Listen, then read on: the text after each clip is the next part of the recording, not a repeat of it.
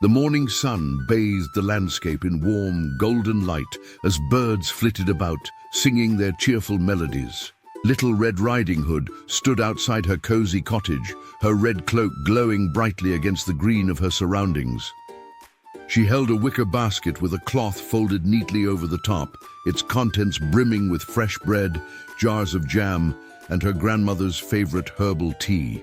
Her mother stepped out, smoothing an apron over her skirts. "Remember, dear," she said gently, "stay on the path and don't dawdle. The forest can be tricky, and you don't want to lose your way." Little Red Riding Hood nodded earnestly, her bright eyes full of eagerness. She loved visiting her grandmother's secluded cottage deep within the woods. It felt like embarking on an adventure, even though she knew the rules. Stay on the path, no talking to strangers.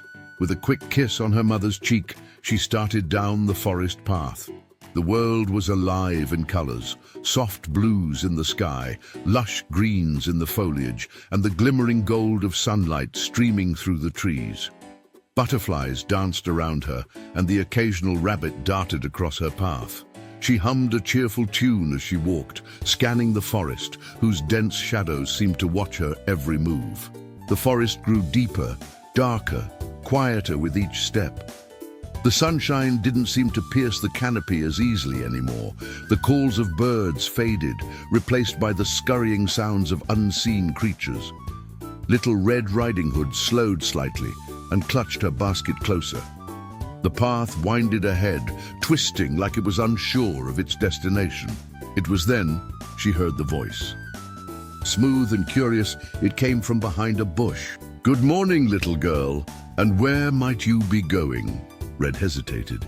Her mother's warnings about strangers echoed faintly in her mind, but the wolf didn't look so dangerous. Not yet. "I'm going to visit my grandmother," she said cautiously, stepping back slightly. The wolf cocked his head, his sharp eyes gleaming in the dim light. "How sweet. And what's in your basket?" Red blinked. "Just some treats for her. Bread, jam, tea. She's not feeling very well." The wolf's grin grew wider. "The poor woman must be lonely living so far away. It's lucky to have such a thoughtful granddaughter like you." Little Red Riding Hood smiled shyly, though unease crept into her chest. She tightened her grip on her basket and glanced at the path ahead. "Well," the wolf continued smoothly, stepping aside and bowing slightly, "I won't keep you, but perhaps take this shortcut through the tall oak trees on the left. It'll get you there much faster." She hesitated again, glancing toward the oaks. The trail faded into murky mystery. "No, thank you," she said firmly, her mother's advice guiding her steps. "I'll stay on the path." The wolf's grin faltered, his gaze sharpening. After a moment's pause, he nodded. "Suit yourself." He turned and sprang into the underbrush, vanishing into the forest. Shaking off her unease, Little Red Riding Hood continued, though the path grew darker still, and the former cheer of the morning faded entirely. She felt a small rush of relief as she finally spotted her grandmother's cottage, a small rustic building tucked beneath winding vines and gnarly branches. She knocked gently on the door. "Grandmother, it's me!" she called. A hoarse, muffled voice answered, "Come in, my dear." Little Red Riding Hood stepped inside and found the room dimly lit. The bed in the corner was enveloped in shadows, but within them she could see her grandmother lying down, tucked beneath the covers. Her face peeped out, partially obscured by her bonnet. "Grandmother, I brought you treats," Red announced, stepping closer.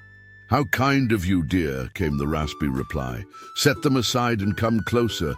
I want to see you." Little Red Riding Hood frowned slightly.